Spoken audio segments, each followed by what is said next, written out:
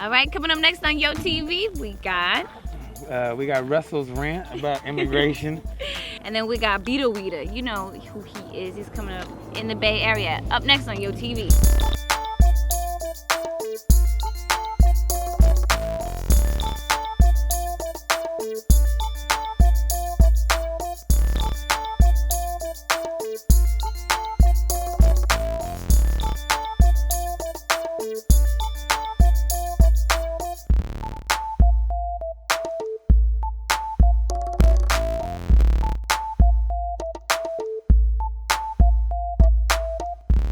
All right, welcome to a new episode of YoTV. I'm your host, Ann. And I'm Paul. I'll be filling in for the J-Cat Russell while he's in New York for 2 weeks. Right now we're at the overlooking the Golden Gate Bridge over here on the other side of the Golden Gate Bridge. I know it's kind of cutty right here in Marin County, but that's cool because Yo Youth Outlook gets all over the place here in the Bay Area. That's what we do. We expose Bay Area youth culture. And up next for you, we have a piece done by Russell himself. He talks about immigration, that whole debate that's going on. We got some footage of people jumping fences in LA. It's crazy. Go ahead and check it out next. All LA, all day. Immigrants marching and vandalizing in our brave new America by Russell Morse. From here, I can see all the Los Angeles monuments I need to see. Downtown is just a glance to the right, and jutting up over all of its anonymous skyscrapers is the U.S. Bank Building, which I know is the roof that naive Americans chose as the platform to welcome the hostile aliens in Independence Day. I can't walk down the hill yet because a freight train is ticking past, stacked with big screen Toshibas, Salsa Verde Doritos, and G-Unit Reeboks. Across the tracks is the LA River, which I know is the setting of the human versus robot motorcycle chase in Terminator 2. The robot, incidentally, was played by our maverick Minuteman immigrant governor. Aliens, naive Americans, and robots. This is our Los Angeles right now. The train ticks out of my way, and I join Bike and Empty, who are here to paint the steep concrete walls of the river with the name of their graffiti crew, All LA, or ALA. Bike and Empty are teenagers from the East Los Angeles neighborhood of Boyle Heights. I met them yesterday at the Immigrant Rights Spectacle downtown. I wasn't sure if they went to the march to participate or just to gawk at the spectacle. And he tells me, we're supporting our ancestors. I want to know what they think will happen if the government tries to deport 11 million of their ancestors. And he tells me, we'll fight back.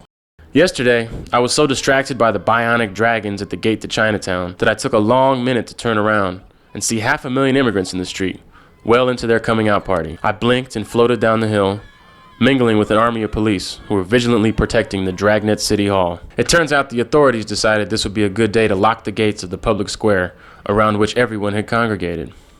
Naturally, people were boosting each other over the fence. I stood there for at least an hour, ignoring the march, and watched as moms boosted nephews and grandsons changed hands to uncles, and men in Che Guevara t-shirts and American flag bandanas plopped from the crowded side of the fence to the spacious, comfortable square on the other side. The climbing and plopping developed its own natural rhythm, which matched that of the Si se puede chants in the street. And as each person finished the struggled climb to the top of the fence, they paused, silhouetted against the Dragnet City Hall, and looked around for a second before they dropped into the square.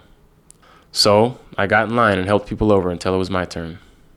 Inside the square is where I met Bike and Empty and the whole ALA crew. I also met Marvin, who I can't really describe except to say that he had a Mexican wrestling mask on. He explained to me in calculated English that he was there to support all the immigrants.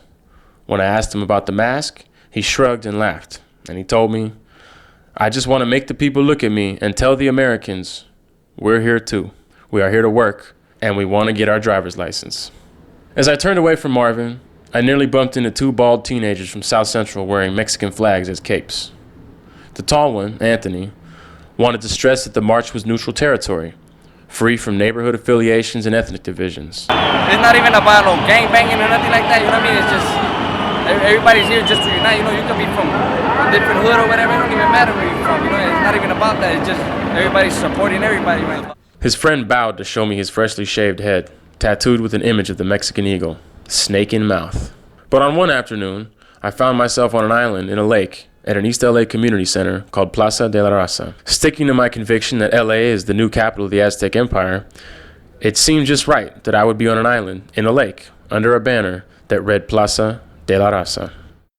A man named Tomas Benitez is the program director for the school that the center houses. They offer classes in everything from mariachi to mural art, and Tomas was kind enough to offer his observations and musings concerning the immigrant rights movement and its impact on an emerging political generation. Let them go, because it's your turn. I'm also willing to say, you know, I don't want to see too many Chicano dinosaurs at the front of the parade because we've had our march. The whole issue is that we've got generations. We've got people beneath us that are in wheelchairs rolling around. He took it a step further, though, criticizing organizers and politicians who encourage kids to return to school. At the heart of it beats a pulse of those kids who were not satisfied with March 25th, and they walked out of schools for the next week despite leaders telling them doing your homework is a political activity. Yeah, what it is. But you know what? Right now, they need to do their due. I never would have met Tomas, though, unless I had met Rigo first. Rigo Jimenez is an actor, artist, and filmmaker from the East LA neighborhood of Hazard. Hazard, incidentally, is where LA's Mayor Villaraigosa grew up and supposedly did some lightweight gangbanging. Rigo was elevated to cult fame status for his role in the classic Chicano prison film, American Me. He played the role of a young gangster named Big Happy, and the name could not be more apt. Rigo told us that the official estimate for the walkouts was 20%, but said that from where he sat, it looked more like only 20% of kids stayed in school. Yeah, there was a couple knuckleheads out there throwing rocks and doing all that, but hey, you even got the knuckleheads going out there and tagging along, and go, that's something good. His main emphasis, though, was on the shift of young people's attention away from trivial or material interests. You know, MTV, they got their job cut out for them because nobody's going to be paying attention anymore. They're paying attention to what's going on around them. It's going to be a thorn in America's side. They gave all these kids something to care about. We made the Hazard Loop, past the public housing, gangsters, and car washes, and ended up back at the Plaza de la Raza, where we met Gabriel. He's 13, and Rigo thought I should talk to him because he just got flown to Washington, D.C. to get a medal from Laura Bush. He told me he didn't go to the march because his parents wouldn't let him, but he wished he had. I wanted to go. Yeah. It seemed like fun. I think it's important because we have a lot of people in our family who are illegal immigrants, and I don't want them to go. What about Laura Bush, though? How was that? Gabriel toed the dirt for a second before he answered. She's like you. And with that, I left the island. As a kind of superfluous closing note, I'd like to say that I always thought contending with a Mexican mother was just that, a contention. But now I can thank her for preparing me to navigate the Captain Insano circus that is our brave new America. P.S. It's the same reason that Doritos is in the Microsoft Spell Check Dictionary, but Raza is not. Oh boy. So in case you want to see more of Russell, he cusses and he's raunchier. He's always starting trouble, actually, but that's what we do. Anyways, you can catch his version up on the website at youthoutlook.org, or go ahead and check us out on Public Access, which we get to keep uncensored. Oh boy, and we're back here at YoTV, cranking still on the bunkers overlooking the Golden Gate Bridge, and I smell you. What do we? Do I smell good, Paul? I mean, okay, really. But anyways, up next we have JR. He brings us to Beta Weeda. He is a rapper, but first he started off producing. He's from Oakland. Right now, well, he has the homework mixtape, like, listening party going on, and you should check out his MySpace. Oh boy, you got a fly on your face. So ew, that's what happens at the bunkers. Ew.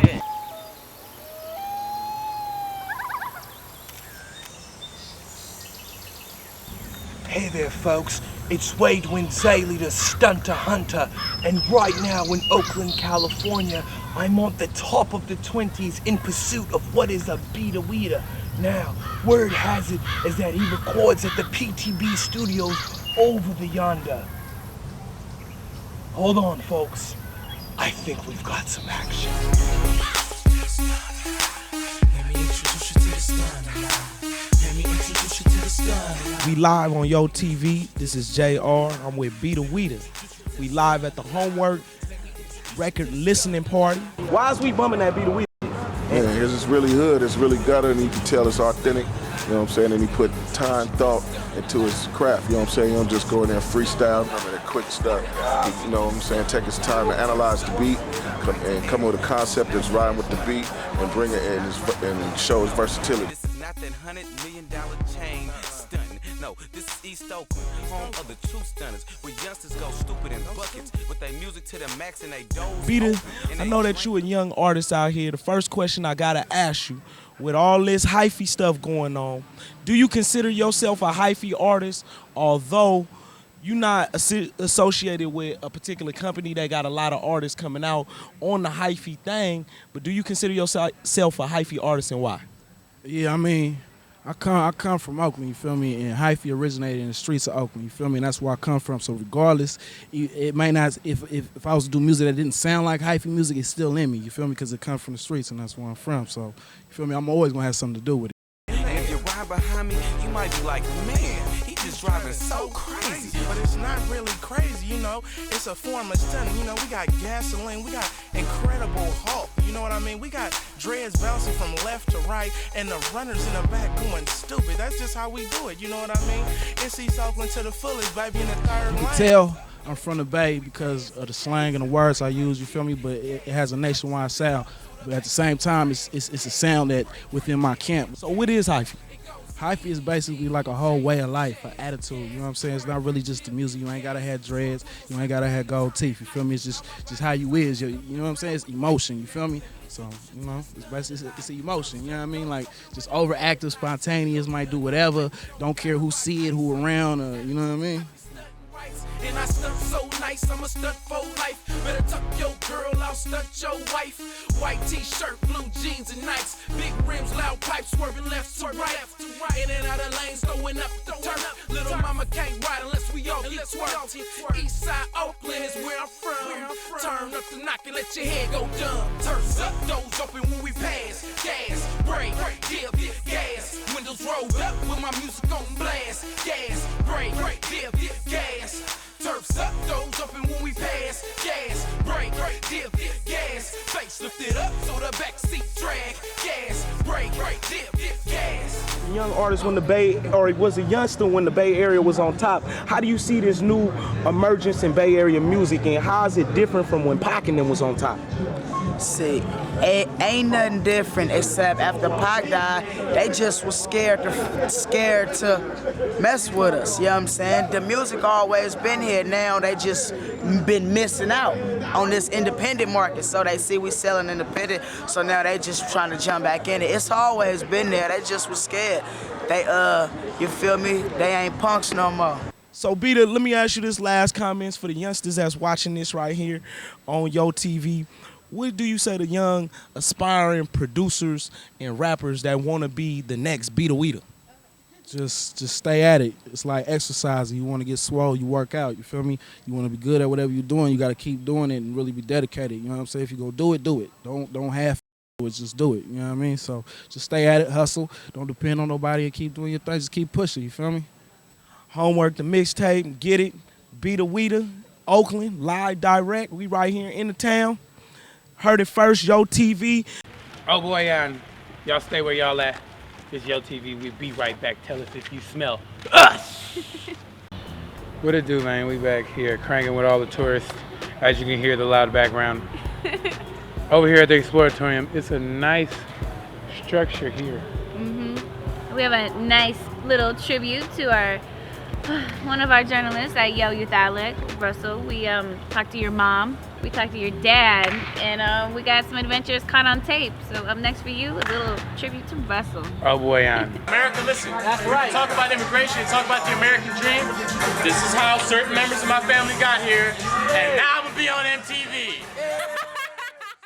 You know, words that I can't say on TV. Yes. They think that that clothing store yes. is just like so incredibly. It's FCKU. You just spelled a bad word on accident. FUKC? FCKU. French Connection. Okay. FCUK. Well, you misspelled that same word in the playground. I did. When you were about 3 years old. Yeah. Before any child has any right to know the alphabet or how to do any of that, and put it in chalk all over the playground. I wrote the F word in chalk all over the playground. But misspelled. Yeah.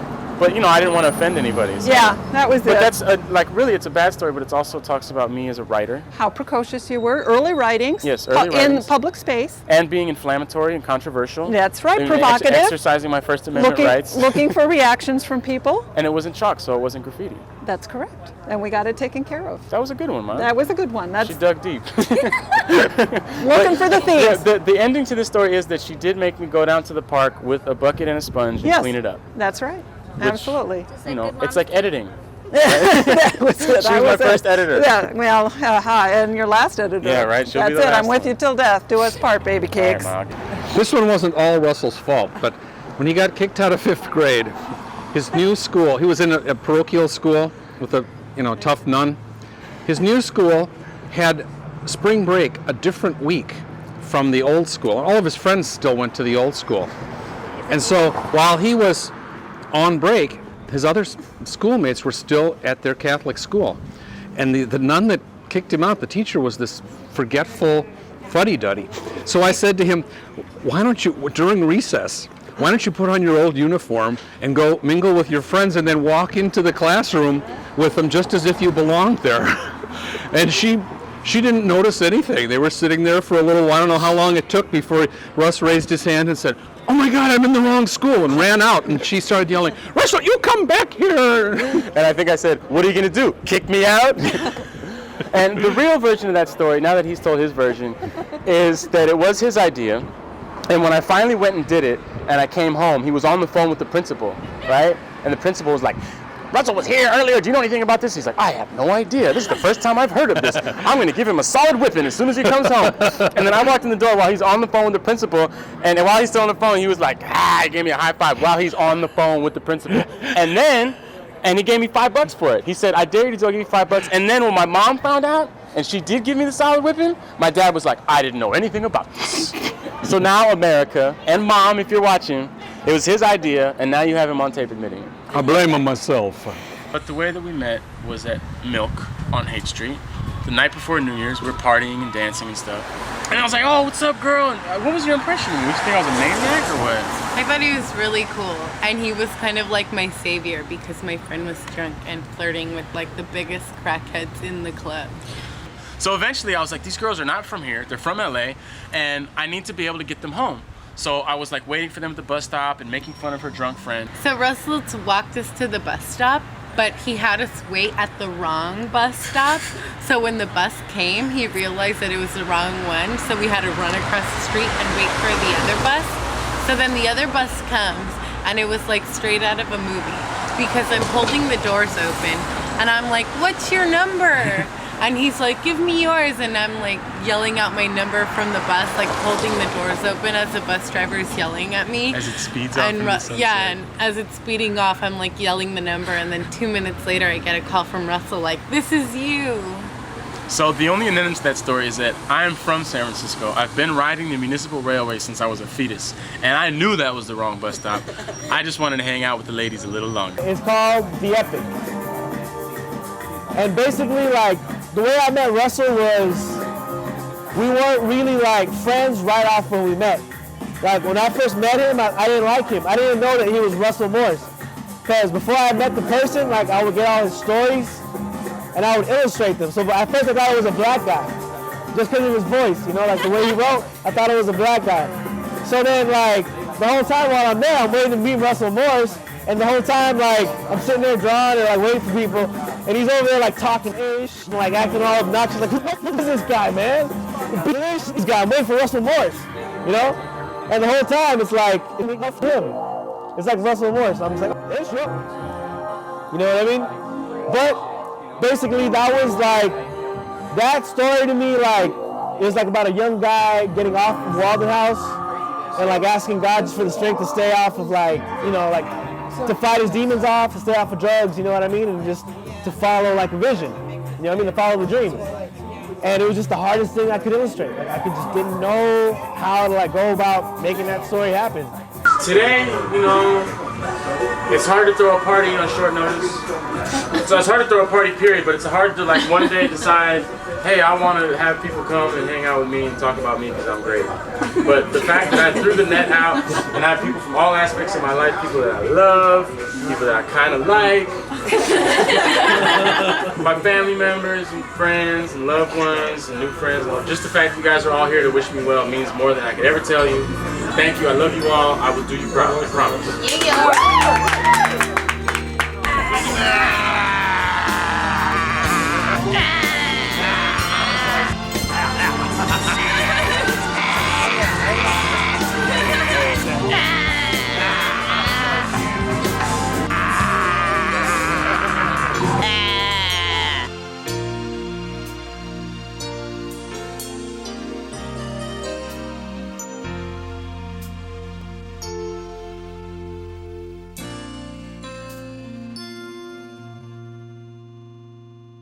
All right, y'all. We cranking. That's it. That's all we have for you today. Y'all remember to check out the website, youthoutlook.org. Email us at yotv@youthoutlook.org. Send us your fan mail. Check out the MySpace account, MySpace/YouthOutlook. And we'll see y'all next week. Okay. Hey, welcome back. I thought you was gonna say something. all right, welcome to a new episode of Yo TV. I'm your host, Ann. And I'm Paul. I'll be filling in for the J-Cat Russell while he's in New York for 2 weeks. He's on one of those adventures, and that's what we do here at oh gosh, I'm sorry. My bad, we at the Golden Gate Bridge. And we're overlooking the city. And what do we have today, Ann? Today we have a piece done by Russell. He talks about the immigration that's going on, the debate. And that's what we do here at Yo Youth Outlook. We take, I don't know, I can't